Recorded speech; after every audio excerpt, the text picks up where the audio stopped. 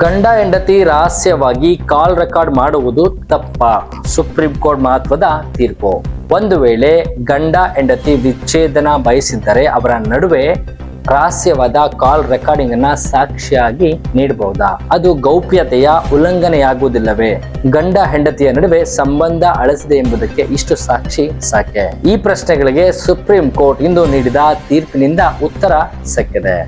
ದಂಪತಿಯ ವಿಚ್ಛೇದನಕ್ಕೆ ಸಂಬಂಧಿಸಿದಂತೆ ನ್ಯಾಯಮೂರ್ತಿ ಬಿ.ವಿ. ನಾಗರತ್ನ ಮತ್ತು ನ್ಯಾಯಮೂರ್ತಿ ಸತೀಶ್ ಚಂದ್ರ ಶರ್ಮಾ ಅವರನ್ನೊಳಗೊಂಡ ಪೀಠವು ಬಹಳ ಮುಖ್ಯ ಅಂಶಗಳನ್ನ ಪ್ರಸ್ತಾಪಿಸಿದೆ. ತನ್ನ ಸಂಗಾತಿ ತನ್ನೊಂದಿಗೆ ಮೊಬೈಲ್ ನಲ್ಲಿ ಮಾತನಾಡಿದ್ದನ್ನ ರಹಸ್ಯವಾಗಿ ರೆಕಾರ್ಡ್ ಮಾಡಿದ ಕಾಲ್ ರೆಕಾರ್ಡ್ ಅನ್ನ ವಿಚ್ಛೇದನದ ವೇಳೆ ಸಾಕ್ಷಿಯನ್ನಾಗಿ ಪರಿಗಣಿಸಲು ವಿಚ್ಛೇದನಕ್ಕೆ ಅರ್ಜಿ ಸಲ್ಲಿಸಿದ್ದ ಪತಿಯ ಮನವಿಯನ್ನ ಸುಪ್ರೀಂ ಕೋರ್ಟ್ ಗಂಭೀರವಾಗಿ ಪರಿಗಣಿಸಿದೆ.